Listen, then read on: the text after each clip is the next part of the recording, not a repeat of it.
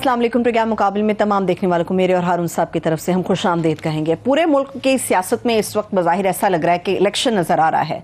आम इंतखाबात के हवाले से अवाम क्या राय रखते हैं ये भी आपके सामने रखेंगे, मगर इसके साथ साथ जो सिंध के अंदर इंतखाब हुआ उसमें बज़ाहिर जो गैर हतमी नताइज हैं उसके मुताबिक तो पीपल्स पार्टी ये क्लेम करती हुई नजर आ रही है कि भारी अक्सरियत से वो कामयाब हुए हैं, मगर इत्तेहादी उनकी मुत्तहदा कौमी मूवमेंट वो समझती है कि तसादुम हुआ मगर बेज़ाब्तगियां भी हुई और धांधली का इल्जाम भी लगा रहे हैं, जो सबूतों के साथ इलेक्शन कमीशन ऑफ पाकिस्तान में लेकर जाएंगे। इसके ऊपर तो हम बात करेंगे क्या होगा, मगर पंजाब के अंदर जो 17 जुलाई का इंतखाब है उसके हवाले से पाकिस्तान तहरीक इंसाफ भी बार बार इस बात को दोहराती हुई नजर आती है कि धांधली का पूरा मंसूबा बना लिया गया है और पंजाब के अंदर धांधली भी होगी। हो क्या सकता है पंजाब के अंदर, ये भी हारून साहब के हम तज्जिए में जानेंगे और इत्तेहादी हुकूमत के इत्तेहाद के ऊपर भी तफसील से बात होगी। आलमी सतह पर बात करेंगे कि ब्रिक्स समिट मुनक्किद हुआ और जिसमें तवक्को जाहिर की जा रही थी 2 दर्जन से जायद ऐसे ममालिक थे जो रुकन नहीं थे इस तंजीम के मगर शामिल थे। पाकिस्तान को मदऊ क्यों नहीं किया गया, इस सवाल का जवाब भी जानेंगे और रशिया की कामयाबियों के साथ साथ प्रोग्राम के आखिरी हिस्से में पोलियो मुहिम के हवाले से बात करेंगे कि किस तरह से हम अपने पाकिस्तान को पोलियो फ्री बनाने में अपना अपना किरदार अदा कर सकते हैं।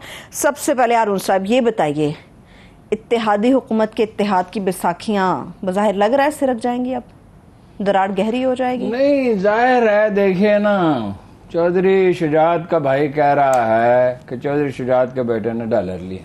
चौधरी वजात साहब की बात कर रहे हैं जी, और चौधरी शुजात साहब कह रहे हैं मैंने अपने बच्चों की बड़ी अच्छी तरबियत की है, उनसे कहा वादा न तोड़ो और किसी को धोखा न दो और बेईमानी न करो। तो आप तो अलाई थे, वादा तो आपने तोड़ दिया। और वो जरा मुझे दीजिए वो इक़्तिबासात चौधरी साहब के। जी बिल्कुल, ये जरा तफसील से बयान कीजिए और मुझे भी बताइएगा कि किसने क्या लिखा है इसमें। ये किताब मैंने पढ़ी है, ये मेरे पास भी मौजूद है। जब लिखी जा रही थी तो मैंने उस वक्त भी देखी थी चौधरी साहब के हाथ में। मैंने उनसे कहा था ये मुझे दे दे, मैं इसको एडिट कर दूं। अच्छा, लेकिन वो बहरहाल किसी वजह से उन्होंने नहीं दी। तो जिन साहब ने लिखे मुझे पता है महदूद सी उनकी सलाहियत है, मेरे शागिर्द रहे हैं। वो किताब तो ऐसी कमज़ोर सी है, मगर चौधरी साहब फरमाते हैं टाइटल है सच तो ये है, सच तो ये है, सच ये है। और वो फरमा रहे हैं कि मेरे कहने पे वोट दिया है जी। अच्छा, शरीफ खानदान के बारे में कहते हैं नवाज शरीफ वज़ीर आला मुंतखब हुए तो उनके तेवर ही बदल गए, उन्होंने हमारे साथ किए हुए मुआहदे को पसे पुष्ट डाल दिया। हुआ यूं कि हमारे करीबी रिश्तेदारों जो कि सूबाई असम्बली के रुकन भी थे उनको भी चिकनी चुकड़ी बातों के जरिए अपने साथ मिलाने की कोशिश की। यूं बाहमी सलाह मशवरे का जो तरीक़ाकार मैकेनिज़्म तय पाया था इक़्तिदार के नशे में चूर नवाज शरीफ ने सिर्फ 6 माह के अरसे में ख़त्म कर दिया। बात शुरू हुई तो हमने कहा नवाज शरीफ मुसलसल वादा खिलाफियाँ कर रहे हैं, हमारे साथियों को तोड़ने और हमारे खिलाफ उकसाने की कोशिशें की जा रही हैं वगैरह वगैरह। लेकिन ख़ुद जो वाक़या चौधरी साहब ने मुझे सुनाया वो ये था, ये इसी किताब पे गुफ्तगू हो रही थी। अच्छा, तो उन्होंने कहा कि MKM को शामिल करना था 1990 की हुकूमत में और ये तय हो रहा था कि ये उनका मुतालबे तो आपको पता है कि 150 मुतालबे करते थे वो, और ख़तरनाक और ऐसे मुतालबे जो मंजूर किए नहीं जा सकते। उन्होंने कहा मीटिंग हो रही थी, मियाँ शरीफ अंदर तशरीफ़ लाए, उन्होंने कहा सारे उनके मुतालबे मान लो, सारे के सारे बाद में देखा जाएगा।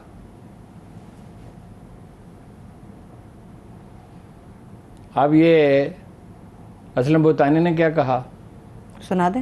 हाँ सुनाए। ये प्रोड्यूसर साहब जरा असलम भूतानी साहब की गुफ्तगू जरा सुना दीजिए। PTI के साथ थे इत्तेहादी, किसी वजह से किसी की मोहब्बत में किसी के प्यार में हम इस तरफ आ गए।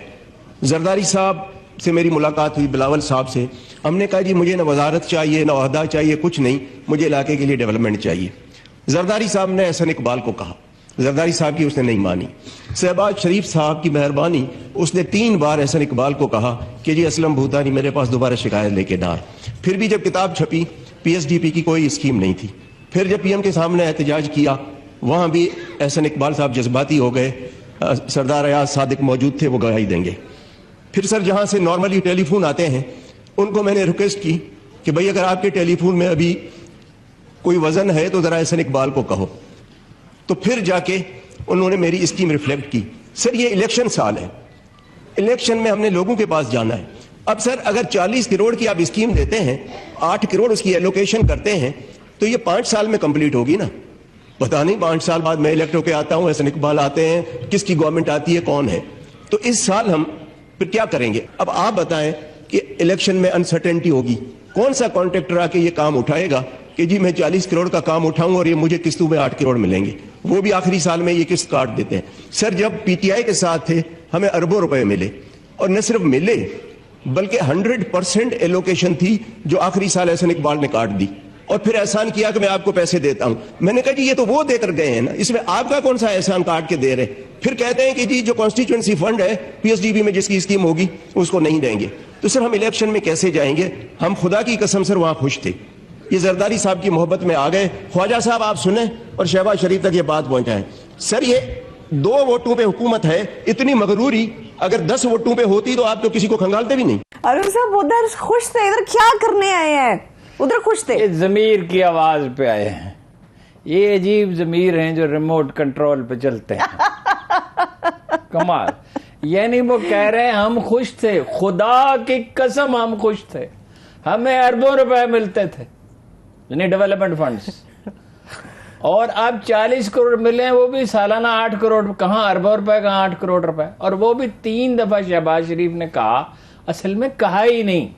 अभी मुलाकात कर लिया असलम भुतानी साहब वो से? हमारे एक दोस्त थे, वो कहते थे कि जब मैं कहूँ ना चाय लेके आओ, अच्छा, अगर तो कहूँ ना जल्दी से चाय लेके आओ, इसका मतलब नहीं लेके, अगर कहूँ भाई चाय ले आओ तो चाय ले। अच्छा, असल में कहा ही नहीं।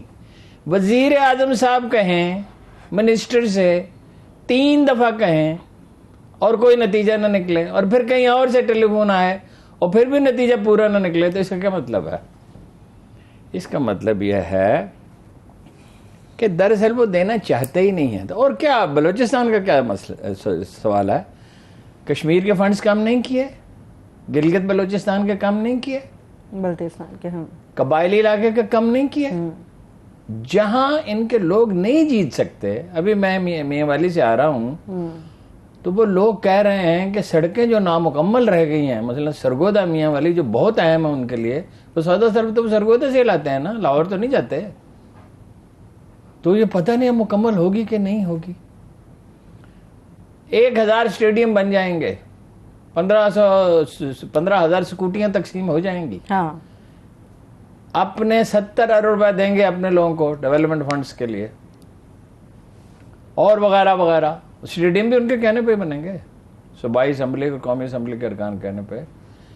लेकिन ये तो पॉलिटिकल यानी तरजीहात पे वो हो रहा है ना, यानी जहां फायदा है वहां होगा, तरक्याती फंड देंगे वरना नहीं देंगे। और मोहब्बत में क्या गए थे हम, उनकी मोहब्बत में चले गए। कैसी मोहब्बत है। मोहब्बत का सियासत से ताल्लुक क्या है या नफरत का। सियासत ये देखिए, उसने कहा था चर्चिल ने कि प्राइम मिनिस्टरशिप बरतानिया की अहम है, लेकिन कॉन्स्टिट्यूएंसी उससे ज्यादा अहम है। भाई जीत के आएगा तो वजीर आजम बनेगा ना पार्लिमानी सियासत में। यही तो वो रो रहे हैं भुतानी साहब कि भाई 8 करोड़ रुपए साल के मिलेंगे, 40 करोड़ का मंसूबा है। कौन ठेकेदार है जो 5 साल अंदर, 5 साल किसने देखे हैं कि कौन आएगा कौन जाएगा। और अभी ये क्या जरूरी है कि ये इलेक्शन जीत जाए। सही है। जरदारी साहब की मोहब्बत में तो एमक्यूएम भी खान साहब का साथ छोड़ के गई थी अरुण साहब। जरदारी साहब एमक्यूएम का तो छोड़े, वो तो बात करते हैं। राशिद महमूद सोमरो क्या कह रहे हैं जो उनके तर्जुमान है सिंध में, जरदारी भगाओ सिंध बचाओ। अब देखिए कि ये उनका सबसे करीब वो आदमी जिसने ये सारा बंदोबस्त किया है, उसका तर्जुमान ये कह रहा है कि जरदारी भगाओ तो सिंध बचाओ। एमक्यूएम भी यही कह रही है, यही कह रही है। वो वसीम अख्तर साहब तो ये कह रहे हैं कि हमारी रिजर्वेशंस हैं। हाँ। और 2 सीटों पे हुकूमत खड़ी हुई है, और तासुर ये है कि इमरान खान की अक्सरियत हो गई है, और कोई तरक्याती फंड्स नहीं मिल रहे। और यानी एक लंबी शिकायत उन्होंने की है। उन्होंने कहा जो मुआहदा किया इन्होंने वो उसी की खिलाफ वर्जी, पहले पॉइंट पे खिलाफ वर्जी है। वो तो बिल्कुल वाज़ेह एग्रीमेंट था ना कि बल्दियात को इख्तियारात देंगे, बिल्कुल क्लियर, उसमें कोई एम्बिग्विटी नहीं थी। तो अब सवाल ही नहीं पैदा होता उनको इख्तियारात देते हैं। वादे तो जरदारी साहब का कौल मुबारक है कि वादे कोई कुरान हदीस होते हैं। कोई आसमानी सहीफा होते हैं। हाँ, क्या वादे की क्या हैसियत है? ठीक है हारून साहब, लेकिन एक बड़ा सवाल ये उठ रहा है कि कराची इंतखाब के हवाले से जो एमकेएम राशिद सोमरो ने कहा मेरे खानदान के 14 लोगों के वोट ही नहीं थे। आप क्या लेने के लिए गए थे इलेक्शन में? जब आपके खानदान के 14 आदमियों के वोट, तो पहले उस पर स्टैंड लेना चाहिए था ना। मौलाना फजलुर रहमान साहब से कहते हैं ना कि आपके खानदान के वोट तो रजिस्टर हों। बाकी मैं आपको बता चुका हूं, नादरा के इंतहाई जिम्मेदार अफसरों से मेरी बात हुई, चूंकि मैंने उनसे इजाजत नहीं ली इसलिए मैं उनके नाम नहीं ले रहा। उनके नाम मैं ले सकता हूं, मुझे कोई प्रॉब्लम नहीं है, और वो डिसोन भी नहीं करेंगे, लेकिन चूंकि मैंने इजाजत नहीं ली, वो कहते हैं ये लिस्ट है ही नहीं ठीक। एक आदमी गया, वो सोशल मीडिया पे एक लतीफा गर्दिश कर रहा है, उसने वोट डाला सिंध की, और उसने पूछा कि जरा ये बताएं कि मेरी बेगम आई थी वोट डालने के लिए। तो उन्होंने कहा कि आप हमसे क्यों पूछ रहे हैं, आप एक घर में इकट्ठे नहीं रहते? उन्होंने कहा नहीं, वो तो 15 साल पहले फौत हो गई थी, तो वोट कैसे डालना थी? उन्होंने कहा हर इलेक्शन में वोट डालती हैं वो। सवाल ये भी उठ रहा है 300 आदमियों का मैं आपको बता चुका हूं कि इन्होंने कहा 3000 आदमी कि ये फौत हो चुके हैं, फौत हैं। और नादरा ने साबित किया कि ये जिंदा है। इनमें से किसी ने ट्रेन पे सफर किया है, किसी ने जहाज पे सफर किया है, किसी ने कोई प्रॉपर्टी खरीदी है, किसी ने कुछ किया है। वो जिंदा था तो उसने ये सब किया है ना। सही है, ठीक है। रेंजर्स कहाँ थी? अगर एमक्यूएम रेंजर्स वाले अपने दफ्तरों में थे, अपने एयर कंडीशन ऑफिस में या नॉन एयर कंडीशन ऑफिस में। उन्हें क्या पड़ी है? रेंजर्स क्यों जिम्मेदारी लें जी इसकी? जब बात यह है कि पुलिस उनकी है। मुझे हैदराबाद से एक साहब ने फोन किया, 2 मैसेज किए उन्होंने, फोन ने मैसेज किए कि नौकरी वो देते हैं अपने वर्कर को, ठीक, अपने हामी को, और किसी और। ये बात है, हर कोई जानता है। जो वो है कमीशन, जो सरकारी मुलाजिम भर्ती करता, क्या कहते हैं उसको, पब्लिक सर्विस कमीशन। भाई सारे जाली सर्टिफिकेट बनते हैं दही सिंध के लोगों को, कराची के और हैदराबाद के डोमिसाइल बनते हैं, डोमिसाइल नौकरियों के लिए बना के देते हैं। हाँ, ठीक है। और कराची कितना टैक्स देता है? 95%। और दही सिंध कितना देता है? Less than 5%। हाँ, 3-4 ठीक है मैक्सिमम। तो पैसा कहाँ जाता है? पैसा तो खैर कहीं भी नहीं जाता। बहरहाल जो है लाड़काना में अब हो रहा है काम, अब शुरू हुआ है 14 साल के बाद। जो गढ़ है इनका, जो गढ़ है। हारून साहब, JUIF की आपने बात की है, जहां फेयर इलेक्शन हुए हैं, एक तो अपोजिशन भी कमाल है वैसे सिंध की, घरों से बाहर निकलती ही नहीं है। मैंने एक बड़े लीडर से पूछा कि दही सिंध की क्या सूरत हाल है 2 साल पहले। उसने कहा मुझे ये नहीं, अपोजिशन लीडर से, उसने कहा मुझे ये नहीं पता मेरे गेट पे क्या हो रहा है, आप मुझसे पूछ रहे हैं दही सिंध में क्या हो रहा है। कौमी पार्टियों ने नजरअंदाज कर दिया उनको, सिंधियों को उनके रहमो करम पे छोड़ दिया। अब बादशाह की मर्जी, शेर जंगल का बादशाह है, अंडा दे बच्चा दे, उसकी मर्जी है। ठीक है, आप फेयर इलेक्शन की बात कर रहे हैं पीपुल्स पार्टी के हवाले से कि कहाँ पे फेयर इलेक्शन हुआ है? वो खैरपुर का गालबन है, वो दिया दे क्लिप आपको, वो तस्वीर दिखाई दे। अच्छा, तस्वीर वो परवीन शेख कूड़ा उठाने वाली खातून जो है, उसने 2.5 गुना वोट लिए। मंठोर साहब हैं एक, अच्छा, उनके 2.5 गुना। उसने लिए 430, उसने लिए 190। कूड़ा उठाने वाली, उसको सीरियसली ले, कूड़ा उठाने वाली है, इसको कौन पूछता? और यहाँ पे हुआ फेयर इलेक्शन जो नजर आ गया फिर। हाँ, कूड़ा उठाने वाली ने पीपुल्स पार्टी के कैंडिडेट के मध्य मुकाबले खड़े होकर ज्यादा 190, उसके 430। ये से कहते हैं फेयर इलेक्शन। विफाकी हुकूमत के साथ या विफाकी इत्तेहाद पर भी गौर करने के बारे में JUIF बातें कर रही है। अरुण साहब, कीमत क्या? सवाल ही नहीं पैदा होता।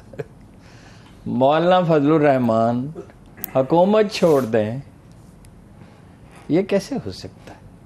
कुछ दिनों से खामोश हैं। बिल्ली कबाब छोड़ दे। मौलाना साहब कुछ दिनों से बड़े खामोश हैं। अरुण साहब, मौलाना क्या खामोश हैं? बिलावल कहाँ है? वो महंगाई मार जो कर रहा था, वो कहाँ है? वो बसों का इफ्तिताह कर रहे हैं। वो बसों का इफ्तिताह कर रहे हैं, वो पॉलिटिक्स में बात ही नहीं करते। महंगाई मार्च वैसे मौलाना फजलुर रहमान भी नहीं करते। भाई 2.5-3 महीने में कितने, कब आए थे ये? इतनी महंगाई हुई है जितनी 3.5 साल में नहीं हुई थी। नहीं हुई दुरुस्त। आज कितनी बिजली की कीमत बढ़ी है? 7 रुपए और शायद 90 पैसे फी। 8 रुपए हुआ ना, 7-90 क्या 8 रुपए। 16 से 24, 24 से 32 और 32 से हो सकता है 40 का। आवाम को तो चीखे मारने का भी इसमें जो खबर है वो तो हमारी तो इतला ही गलत थी। आज देखा डेटा दोबारा, भाई हम तो फिर जितना भी बदगुमानी करते हैं वो उससे ज्यादा कोई चीज निकल आती है। 27% लाइन लॉसेज हैं, 27% दुनिया के किसी मुल्क में नहीं। पाकिस्तान में 3% हो सकते हैं, 4% हो सकते हैं, 6% हो सकते हैं। जो बाकी बिजली चोरी होती है कम से कम 20%, वो जो आदमी बिल दे रहा है उसी से वसूल किया जाएगा। और ये इससे भी इनका मसला तो नहीं हल होगा, इसलिए कि बिजली 27% चोरी हो रही है ना, अब 30-35% चोरी होने लगेगी। इतना बिल कौन दे सकता है? और एसी तो आप जिन घरों में लगे हुए हैं, ज्यादा एसी जिन घरों में लगे हुए हैं, आपको बता चुका हूं एक वफाकी वजीर का कि वो उनका बिल 25,000 रुपए आता था 1 लाख के बजाय, और घर में 8 एसी और वो 8 एसी थे तो उन्होंने 8-10 एसी थे। उन्होंने कहा वो बहुत बड़ा घर था, तो उन्होंने कहा भाई ये क्या है, मालिक मकान थे, ये बिल क्यों नहीं आ रहा 25,000 रुपए बिल, ये कैसे हो गया? ये तो बिल बहुत ज्यादा होना चाहिए, 8-10 एसी चल रहे, इतना बड़ा खानदान है। उसने कहा कि भाई मैं तो पूरा बिल दूंगा। उसने कहा ये जुल्म ना करें, यही तो मैं इंसेंटिव देता हूँ किराएदार को। ये जुल्म। एसी जहां ज्यादा लगे हुए हैं वो चेक करें, अगर वो बिजली चोरी है उससे अंदाजा हो जाएगा। वैसे अरुण साहब, नूर आलम खान अंदाजा साहब क्या, वो तो पकड़े जाएंगे। अंदाजा क्या, मैं तो कराची इलेक्ट्र के एक साबिक चेयरमैन से मिला, उससे पूछा, वो मुझे किसी ने बताया, वो अकील करीम डैडी साहब से मिलने के लिए आए थे। उन्होंने कहा जरा इनकी कहानी तो पूछें। अच्छा। महंगे जी फरमाइए। उन्होंने कहा जी कहानी बड़ी मुख्तसर है, मुझे कत्ल की धमकियां मिलती थी, अच्छा। मैं बिजली चोरी रोकना चाहता था, मैंने इस्तीफा दे दिया, इतनी सी तो कहानी है, इस कहानी में क्या रखा है बस। वैसे नूर आलम खान साहब को हारून साहब दाद देनी चाहिए, उन्होंने एक कदम उठाया कमेटी के अंदर कि जिनको आप जैसे वापदा मुलाजमीन हो गए या के इलेक्ट्रिक के लोग हैं जिनको फ्री यूनिट्स मिल रहे हैं उनको बंद होने चाहिए और सबके हिस्से में उसी तरह से बिजली आनी चाहिए जैसे आम सारिफ के हिस्से में। उन्होंने कहा, लेकिन सवाल ये क्या इस पे अमल होगा, ये क्वेश्चन है। नहीं होगा ना। सही है। अब पंजाब के इंतखाब पे आ जाते हैं हारून साहब। इमरान खान साहब ने आज भी बात की है और उन्होंने कहा है कि बड़े बड़े जो डाकू हैं हम जब आएंगे तो उनको सजा भी देंगे और सब कुछ करेंगे हम। देखिए गैलब का सर्वे क्या कहता है, मैंने एहतियातन लिख लिया, ठीक है, ताकि कोई गलती ना हो जाए। अप्रैल में 43% लोग कहते थे कि हम नाराज थे, जो नाराज हैं। अब कह रहे हैं 61%। ये गैलब का सर्वे कह रहा है जिसको प्रो नून लीग समझा जाता है, लेकिन झूठ तो नहीं बोल, सर्वे करना है, आखिर उनकी साख का मसला है। ये पॉलिटिकल सर्वे को पैसे तो नहीं मिलता है, ये तो कुछ मेंबर्स होते हैं जो थोड़ी सी फीस देते हैं। असल में तो ये कमर्शियल सर्वे करते हैं ना ये सब अदारे। मसलन ये है कि किसी बहुत बड़े सनती अदारे ने एक साबन लॉन्च करना है तो सर्वे करते हैं, उसकी लाखों या शायद मुमकिन बात सूरत में करोड़ों रुपए फीस ली जाती हो, क्योंकि सर्वे पे डिपेंड करता है ना कि एक नया साबन इस तरह का आपके लिए काबिल कबूल होगा या नहीं होगा। तो इसलिए ये अपनी साख की तो नहीं फिक्र होती है। गैलब ने सिर्फ ये किया था कि 2012 के 6 महीनों में अपनी सर्वे रिपोर्टें जारी नहीं की थी, क्योंकि उसमें पीटीआई मुल्क की सबसे पॉपुलर पार्टी थी। ठीक, वो तो खान साहब का कमाल है, टिकट ऐसे लोगों को दिए कि कहीं जीत न जाए। शेखुपुरा में उन्होंने 4 आदमी को कौमी असेंबली के टिकट दिए, फिर उनसे वापस ले लिया। अच्छा, वो अपना जो है और भी हैं इस तरह के, ये जो छोड़ के गए हैं, ये जिन्होंने रिकमेंड किया है, सारी इनायतें उनकी हैं। एक शाह महमूद साहब ने रिकमेंड किया था। ये जो छोड़ के गए हैं, अभी एक इसके प्रोग्राम के बाद एक व्लॉग में करूंगा, उसमें मैं बताऊंगा कि किस तरह धांधली का मंसूबा है। देखिए एक बात तो यह है, उसमें क्या क्या अजीब वाकयात हो रहे हैं। एक तो इमरान खान जैसे आदमी ने, जो एक मुल्क की सबसे बड़ी पार्टी, सबसे पॉपुलर पार्टी का सरबराह है, 76% लोग कहते हैं फौरन इलेक्शन होने चाहिए, 61% कहते हैं कि हम नाखुश हैं इस हुकूमत से, 43% से 61%। क्या तरक्की 2 महीने के अंदर अंदर, कैसी तरक्की की कभी किसी ने नहीं की होगी। और 76% कहते हैं फौरन, और 24% कहते हैं चाहे बाद में हो जाए कोई बात नहीं। आप 24 और 76 3 गुना से ज्यादा, ये है इस हुकूमत की पॉपुलैरिटी। और नून लीग के सर्कल्स क्या करें, 15 सीटें हम जीतेंगे। किस तरह जीतेंगे जब लोग 61% उसके जाने पर नाराज हैं, तो आप कैसे जीतेंगे कि 15 सीटें ही आप ले जाएं, 20 में से 15 ले जाएं। एक ब्रेक लेते हैं, ब्रेक से वापस आएंगे और जानने की कोशिश करेंगे कौन सी एक सूरत है जिसमें ये जीत सकते हैं। इसहाक डार साहब भी वतन वापस आ रहे हैं, कब तक आ रहे हैं, क्या करेंगे वो आकर, इसके ऊपर बात होगी। और आलमी सतह पर क्या तब्दीलियां रूनुमा हो रही है, इसके ऊपर भी बात होगी। हमारे साथ रहिए। Welcome back. हारून साहब, आप बात कर रहे थे किस एक सूरत में जीत का इम्कान बाकी है। 17 जुलाई के इंतखाब के हवाले से हमारी बात चल रही थी। सिर्फ धांधली से जीत सकते हैं और कोई सूरत नहीं है। 61% लोग ये कहते हैं कि हम नाखुश हैं उसके जाने पे, 39% कहते हैं कि हम खुश हैं। इसका क्या मतलब है? इसके बाद कौन सा इलेक्शन रह जाता है? अब ये धांधली करेंगे जबरदस्ती, उसके नतीजे में एजिटेशन होगा। तो एजिटेशन तो इमरान खान उसी दिन करना चाहते थे, उसी दिन, उसी रात ऐलान करना चाहते थे। ठीक। और पार्टी इसके लिए तैयार थी, पूरी पार्टी। 3 आदमी ने रोक दिया। किन्होंने, बताएंगे? परवेज खटक, असद उमर, शाह महमूद कुरैशी। मिन्नत समाजत की उन्होंने कहा ना, एजिटेशन न करा। अब इसके वजूहात पे मैं ज्यादा बात नहीं करता, इसलिए कि शख्सियात से बहस करनी पड़ेगी जो मैं नहीं करता। टाइगर फोर्स की भी तशकील दोबारा से शुरू कर दी, और फार्मूला क्या होगा? नहीं, क्या फार्मूला है जी, वो तंजीम पे तवज्जो देते ही नहीं। देखिए ना, 76% लोगों ने ये कहा है गैलप के सर्वे में। गैलप के सर्वे को कभी लाइटली न लें, वो ठीक है, सवालात को देखना पड़ता है, सवालात क्या किए कि खान साहब को बात करनी चाहिए, एजिटेशन की बजाय बात करके इलेक्शन तक ले जाने चाहिए मुल्क को। ठीक। इसलिए कि इलेक्शन में उनके जीतने का चांस है। बात करें एस्टेब्लिशमेंट से भी, मैं खुद भी ये कहता हूँ, दरवाजे बंद न करें। सियासत में दरवाजे कभी बंद नहीं किए जाते। एजिटेशन, दबाव रखें, दबाव जरूर रखें, जलसे करें, मगर बातचीत के लिए एक रास्ता, बातचीत भी करें और मतलब इलेक्शन तक ले जाए। इलेक्शन वो जीत सकते हैं। अपने आदमी हर पोलिंग स्टेशन पर खड़े करें ना जी, धांधली न करने दें। मतलब मैं मियाँ वाली से हो गया, मियाँ वाली में तो धांधली नहीं हो सकती। वहां तो लोग तुले हुए हैं, वो कहते जी करके दिखाएं धांधली। वो 2002 में भी उनको हरा रहे थे, इमरान खान को। अच्छा। लेकिन वहां मियाँ वाली में तो लोग मुसल्ले हैं। मियाँ वाली में आपको पता है कत्ल की कितनी वारदातें होती हैं? पूरे पाकिस्तान में सबसे ज्यादा 100-150 आदमी कत्ल होते हैं हर साल। असला है लोगों के पास। अब मियाँ वाली पंजाब का हिस्सा, लेकिन असल में तो पश्तून बेल्ट का हिस्सा है ना। ठीक है। आप कोई तुर्की का फॉर्मूला भी बयान कर रहे थे, कुछ इस तरह से इन्हें करना चाहिए, वो ये कारामद हो तो सकता बड़ी है। सादा सी बात है। तुर्कों ने इलेक्शन इस तरह जीते थे कि 5 दफा हर वोटर के पास वर्कर जाते थे, फीडबैक लेते थे, अपनी राय देते थे, देखते थे वो क्या चाहता है, ब्रीफिंग होती थी, ब्रीफिंग होती थी। तो इलेक्शन हुई। इस फार्मूले में जमात इस्लामी के मियां असलम जीत गए इस्लामाबाद में। हालांकि जमात इस्लामी तो कोई पॉपुलर पार्टी नहीं, आजकल बड़ी तहरीक चला रही है, आपने पूछा ही नहीं उसका।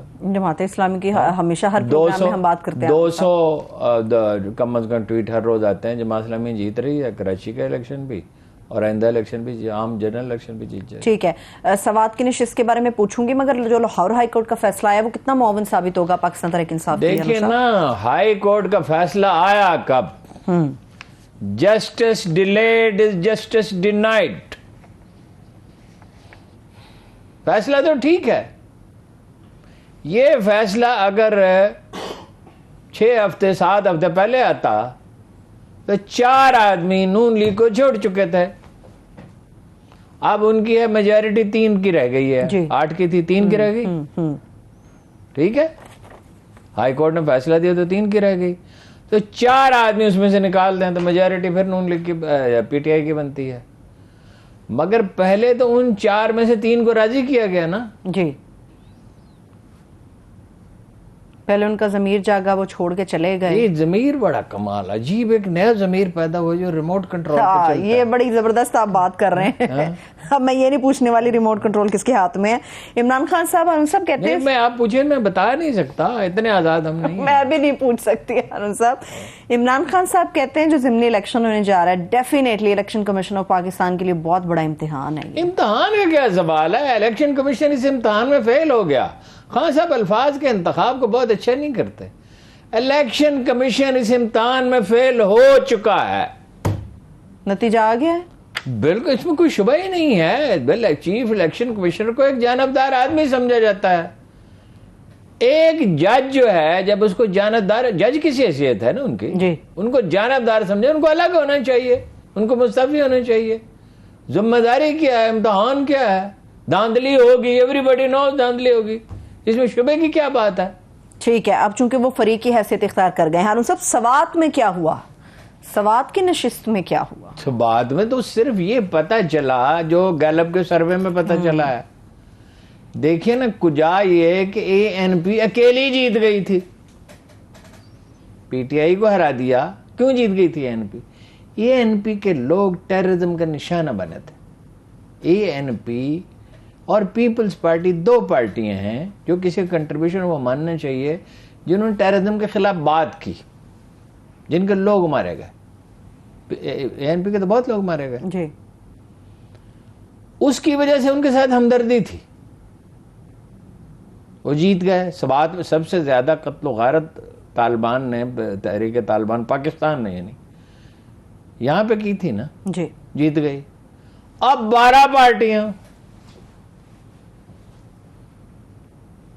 अब हार गई, एक पार्टी अकेली जीत गई। अब एएनपी के साथ सारी पीपल्स पार्टी भी है, नून लीग भी है। बताया गया कि जमात इस्लामी भी, जिसका बड़ा जमात इस्लामी के वोट सवात में काफी है।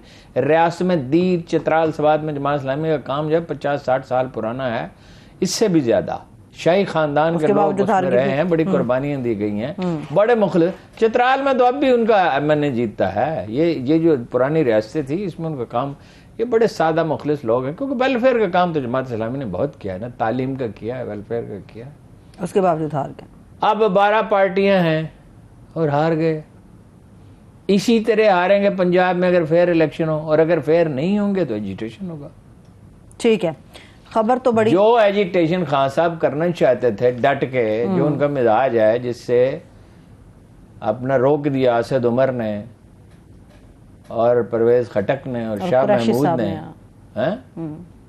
शाह महमूद साहब लोगों से कहते हैं कि हारून रशीद से कहो मेरी मुखालफत ना किया करे। मैं उनसे कहता हूं कि कोई काम तो करे ये ऐसा कि मैं इसकी हिमायत करूं, कोई काम ऐसा करके कभी दिखाए तो सही। पीटीआई वाले तो आपसे ये भी डिमांड कर रहे हैं आप भी फील्ड में निकलें। और रोज आते हैं, रहते हैं, आप ट्वीट करते हैं, आप प्रोग्राम करते हैं फील्ड में। मैं जाऊं इस मोहल्ले में जाके जो इनका काउंसलर खड़ा उसके लिए वोट मांगू, वो खुदा के बंदो, अखबार नवीसों का ये काम है जी। हम तो ये कहते हैं भी आपका अमरीकी साजिश हुई, अमरीका आपके खिलाफ साजिश में शरीक था, इंट्रीग करके निकाला गया, ये तो आपका हक है। मगर ये है कि अखबार में जो अखबार में या तो अखबार में से छोड़ दे, फील्ड में तो नहीं। तो खान साहब ने कहा था बहुत पहले, सेनेटर आपको बनाता हूँ, वो मैंने कहा मुझे सेनेटर बना के क्या करोगे, मैं तुम्हारी राय पे चलूंगा। हाँ, खबर बड़ी ये है कि इसाक डार साहब वतन वापस आ रहे हैं, और मजेदार बात यह है कि मुकदमात का सामना करेंगे। अप्रिशिएट करें। कौन से मुकदमात? 3 साल में फर्द जुर्म आयद नहीं हो सकी राना सनाउल्लाह के खिलाफ, और एग्जेम्पशन है हमजा साहब को भी, शहबाज शरीफ साहब को भी, मनी लॉन्ड्रिंग के केस में, जिसमें एफआई के अफसर कस्में उठा उठा के कहते हैं हमारे पास मुकम्मल सबूत मौजूद है, और रह गई नैब। तो मैं उसकी तजवीज सीरियसली पेश कर चुका हूं, लोग उसको मजाक समझने लगे हैं कि भाई इसकी शादी हाल बनाए, इनकी क्या जरूरत है। अभी एक मैसेज आया था 3 दिन पहले कि हमने एक हाउसिंग सोसाइटी के साथ बारगेनिंग करके तो कुछ 16 अरब रिकवर किए। भाई खाए थे 21 अरब, रिकवर किए 16 अरब, तो 21 अरब जो हैं वो बराबर थे तकरीबन 75 अरब के। हाँ। जब खाया गया था 20 साल पहले, तो 16 अरब दिए। तो इसमें क्या है, मेरा मौका फिर भी यही था, ओ भाईजान शादी हाल खोलो, यहाँ पे 2, 4, 5, 10 करोड़ रुपए महीने के आमदन होगी हुकूमत पाकिस्तान को। अब इसमें रखा क्या है? चलिए हारून साहब, मुकदमा देखिए वो सामना करेंगे, जब वो खत्म हो जाएंगे मुकदमा तो उसके बाद उन्होंने फैसला किया कि वो वजीर खजाना के ओहदे पर आएंगे। कौन से, ये वो अदालती निजाम है जो 130वें नंबर पर है दुनिया में। ये लाहौर हाई कोर्ट का फैसला सही फैसला है ना कि उनके 5 आदमी ना, मगर आया कब ये फैसला? उस वक्त आया ना जब उसकी अफादियत खत्म हो गई। Justice delayed is justice denied. लेकिन ये तो हारून साहब सब कुछ तहकीक में या सबूतों के साथ है कि इसाक डार साहब ने मुल्क को कितना नुकसान पहुंचाया, उनके साजात की डिटेल्स क्या हैं? शौकत तरीन की बात को कभी से नॉन सीरियसली नहीं, हमेशा he is a very very serious person. वो मतलब उनको कोई जरूरत वजारत की नहीं थी। वो वजारत में किस लिए गए थे? उन्होंने अखूबत के लिए 7 अरब रुपए माहाना मंजूर किए कि भाई ये सबसे अच्छा प्रोजेक्ट चलाते हैं, सारे पैसे वापस ही कर देते हैं। 7 अरब रुपए हर महीने देंगे और 7 अरब रुपए वापस आ जाएंगे।